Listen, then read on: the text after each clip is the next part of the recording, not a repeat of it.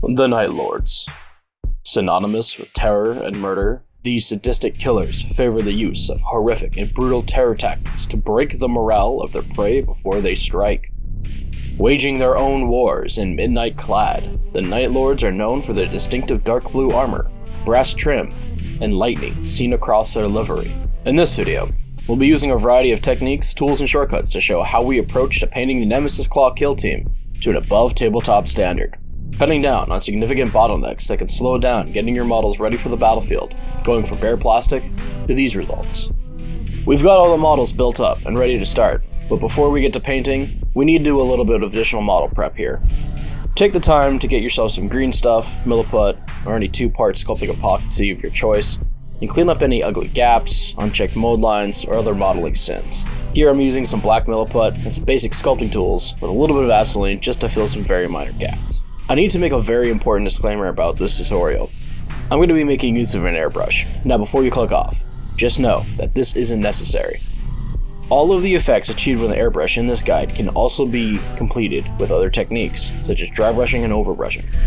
You don't need any expensive hardware here. But that being said, I will be making use of my airbrush, as it is the primary tool in my workflow and lets me move fast. If you've got yourself an airbrush, go ahead and use your favorite settings and follow along. You know your tools best, so work with what feels right. You've got this. So let's begin. I'm going to load up my airbrush with some surface primer and spray it through, making sure I get a nice solid primer coat on all the models. Like mentioned previously, you don't need an airbrush for this. You can use whatever you prefer, like brushing this on, surface primer on by hand, or using your preferred brand of rattle can. Whatever works.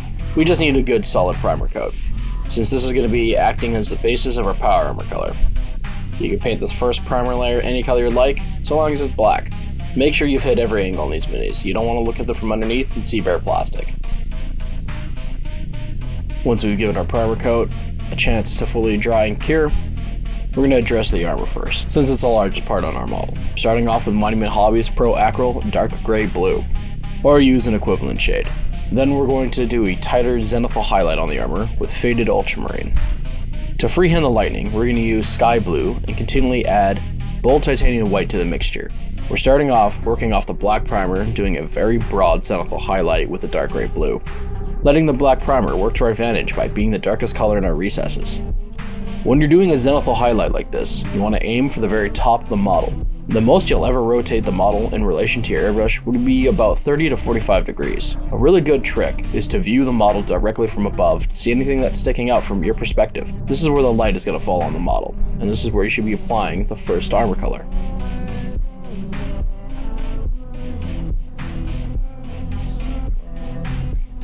Next up, we've loaded up Faded Ultramarine, and we're doing much the same thing. However, we're doing about 40 to 50% less coverage of the area, and being a little bit more thinned down, so we get a more transparent layer.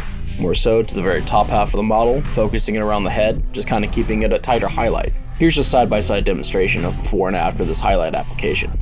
It doesn't show up super strong on camera. I've taken the liberty here of enhancing this image to better illustrate what you're aiming to achieve. Now comes the lightning freehand. I've taken Sky Blue and thinned it ever so slightly. With it, I'm drawing jagged lines across the armor, being sparse with how much I do it across all 10 models, as this is certainly a less is more kind of detail. Don't overburden yourself too much with how much lightning freehand you apply, as we're going to be going back and relining all of these lightning bolts. Make sure you vary the thickness, the more chaotic random angles you introduce, the better. So now we've got the lines we want on the Night Lord's armor drawn in. We're going to be doing a 1-to-1 bold titanium white to the sky blue on our palette. Go over the same lightning bolts we just freehanded, about 70% the same thickness. Try to trace over the same line, but don't feel like you're confined to it. Like I said, the more chaotic the better. And lastly, for these lightning bolts, I just take the pure titanium white and trace a very thin jagged line just to give them a glowing center. If you go overboard with the thickness of the stage, don't worry, you've still got your light blue mix. You can go back and correct any of your freehand.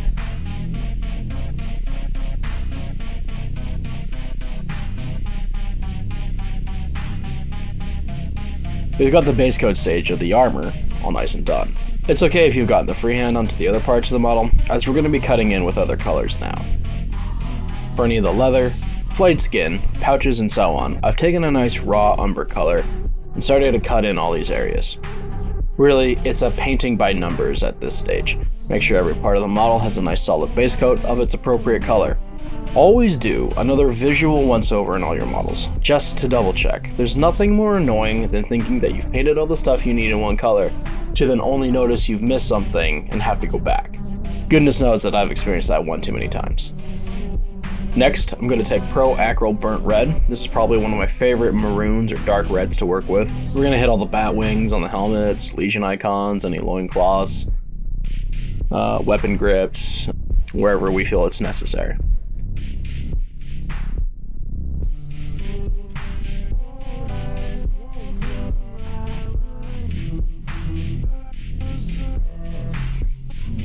Next, we're going to take dark neutral gray and base coat anything that needs to be black later on. We use a nice dark gray when we do the oil and enamel wash later, as this will give a nice volume to the areas we paint this. I make sure I get all the weapon casings, then the base texture.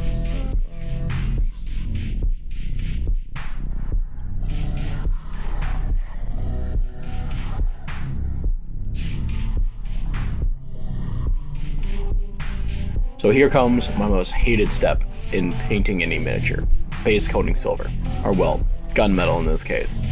Any metallics really. And that's mostly because nearly every single miniature in 40k needs to have this step done in some capacity. But let's just get through this. Cut in all the areas that need it, like the power armor joints, backpack vents, bolt guns, chain swords, random little clips, whatever, that sort of thing.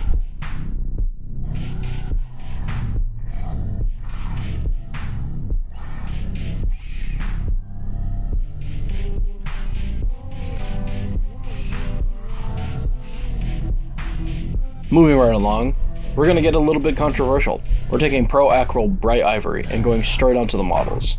I know what you're thinking, what the heck is this guy doing, base coating such a bright color over such a dark base? But don't worry, the pigment in these Pro Acryl paints is nice and highly concentrated. You can get away with this with a single nice base coat and the tiniest bit of water for flow. But if you're going to get some bleed through, just keep working in thinner layers and doing multiple coats until you get a nice solid base coat coverage on the bones, skulls, bandages, and the pale skin tone on the bare heads and the dead guy on the banner.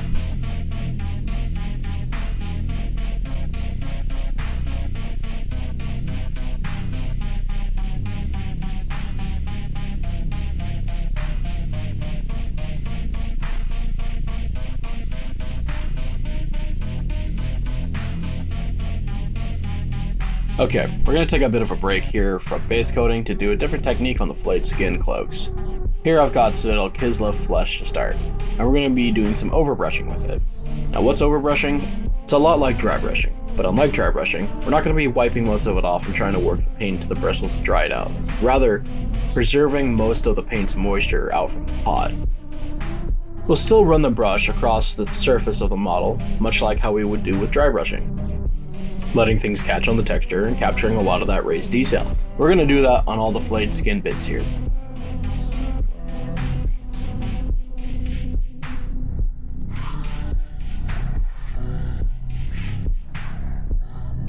You can see, it's really bringing out all the nice details in the sculpt. Next, we're taking Pro Acryl Pale Pink and doing more of the same, just applying this a bit more sparingly, letting the previous colors kind of show through.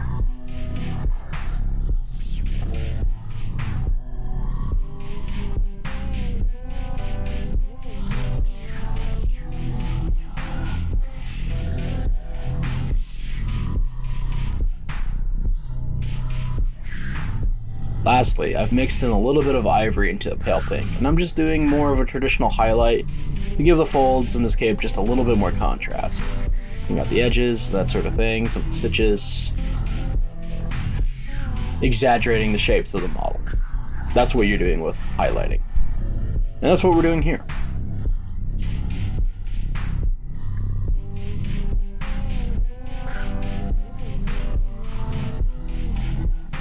Now it's time to suffer again. Next step in this base coat stage is to do all of the trim. You've chosen this path by playing Chaos, and this is how you pay your dues. This step sucks, and you need to do this on entirely too many models. It's awful. But the gods demand sacrifice, so buckle down and get all the trim base coated. Here, we're using Pro Acro Light Bronze. I generally prefer the look of a more pale white gold, so that's what we're using here.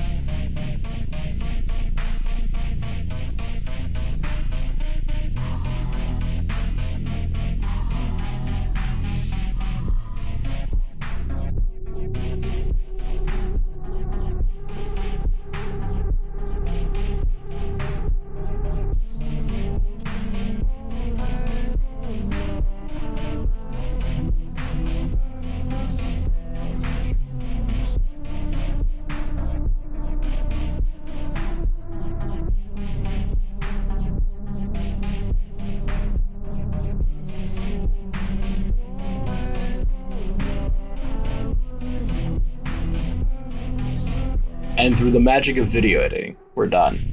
Won't be so easy for you though. It's time to get some extra highlights on some of these details. Here we've got Pro Acro Bright Pyroli Red. We're using it to build out the volumes of anything we've base coated with the burnt red previously. Same principles as previously mentioned, helping to further sculpt and exaggerate the model details and such.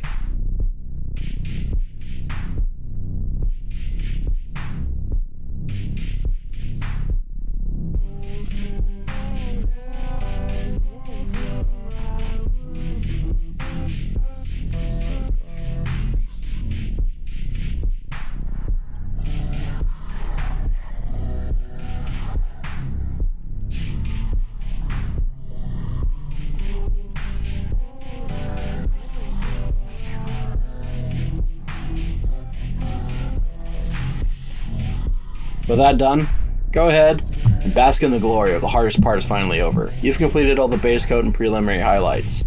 Now it's on to the actual fun stuff. But before you walked away to go congratulate yourself with a nice cold drink, you remembered to varnish your models. I would advise you apply a gloss varnish to your models at this step. It isn't strictly necessary for what's coming next, but it is a good practice to help protect your models, and it also acts as kind of a safe point for your work thus far. Let that dry and fully cure, at least for an hour. Maybe take this time to clean up your workstation, or make some progress on some other models not quite up to the same stage as this one is, while we wait for our varnish to be in a good state. I'll go over why a gloss varnish is recommended. A surface will achieve a glossy appearance by the fact that it is smoother on kind of a microscopic level. It's going to allow light to freely bounce back and appear shiny to you.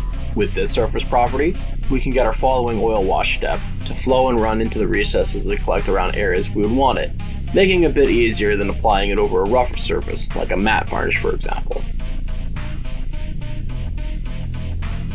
I've gone ahead and made a quick and heavy-bodied black wash out of 502 Ableton black oil paint and some artist-grade mineral spirits.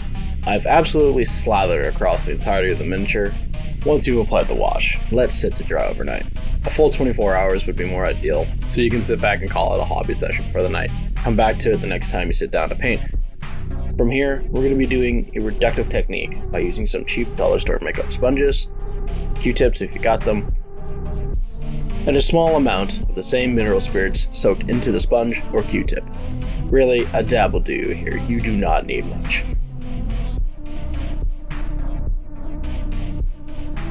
Drag the sponge across the surface of the model, much like you would with a dry brushing technique, removing the excess wash from the raised parts and letting the remainder be collected in the recesses. If you're not happy with the leftover coffee staining kind of effect you're getting from the wash after cleaning it off with this reductive technique, you can wipe again, or even smudge the reactivated oil paint and blend it in. If you feel like maybe you've removed too much, not to worry, you can always just reapply with oil wash. Or, we have another tool at our disposal, enamel washes. Much like oil paints, these are able to be reactivated with mineral spirits, and here I'm using it just to quickly touch up a few key areas with black enamel panel liner. Leave this to fully dry and cure again, at least for an hour, with another varnish layer with a matte finish. This will lock in your oil and enamel work, and unify the model's finish. Now we're on to the finishing touches.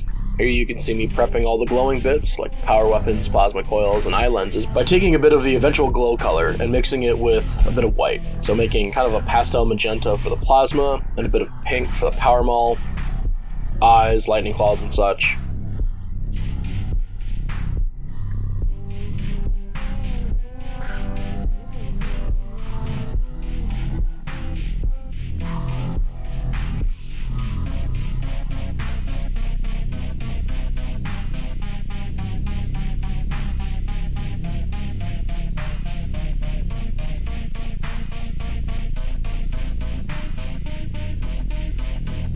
Here you can see I've done a simple blend from red to pure white on the claws, just to give them an interesting gradient.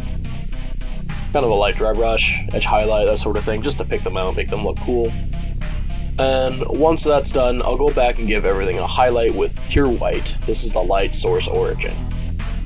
With the red power weapons, I really wanted them to pop, so I even mixed in a small bit of fluorescent red into the mix while base coating these items.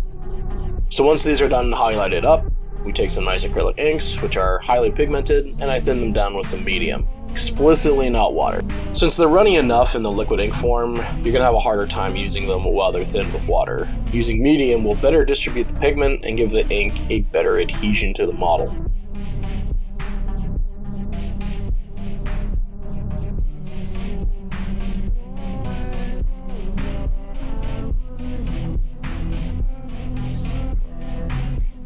A nice bright red ink for power weapons and eye lenses, and a nice fluorescent magenta ink for the plasma coils.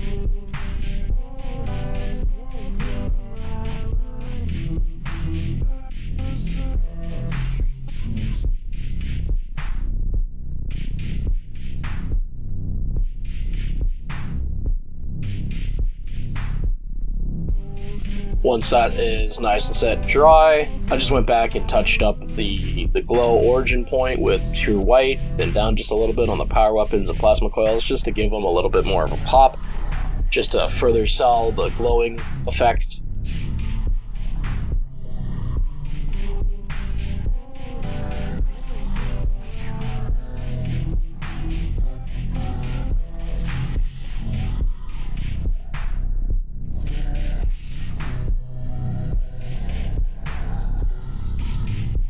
Here I'm going to give the pale skin tones on the Night Lords just a little bit of color, hit all the exposed flesh with dreadful visage contrast paint, including the dead guy on the banner. I really like this contrast paint because it's just this nice, subtle purple gray, and it's perfect for these really pale skin tones.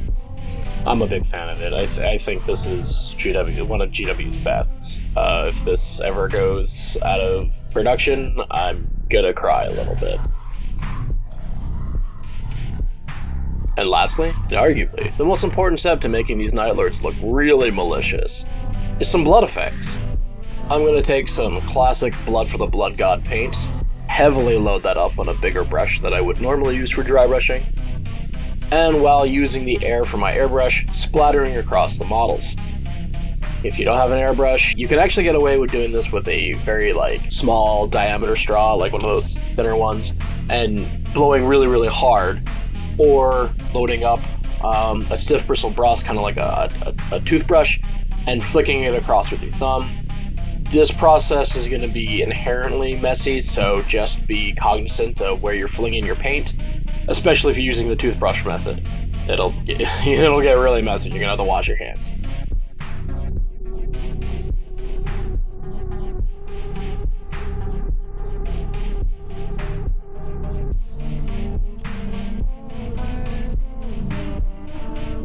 And with all good and gory details like this, less is more, just don't overdo it.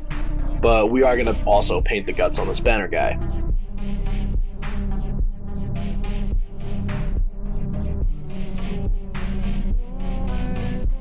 And with that, just finish up any other tidying up, finish up your basing, black base rim, and you're done, ready for your next game of Kill Team or 40k. I'm really pleased with these results. While normally shading with black is typically advised against as an artistic practice, I think it lends itself very well with these Night Lords, giving it a very dramatic or almost noir film quality to them. Remember, there's no such thing as a wrong art decision if it produces the results you're after. Anyway, thanks for tuning into this tutorial on how we painted our Nemesis Claw for our Kill Team campaign. We really appreciate you sticking through to the end. If you've got any questions or suggestions on what you'd like to see us paint up next, leave us a comment. I've been Ryan from Hammer Pattern. See you next time.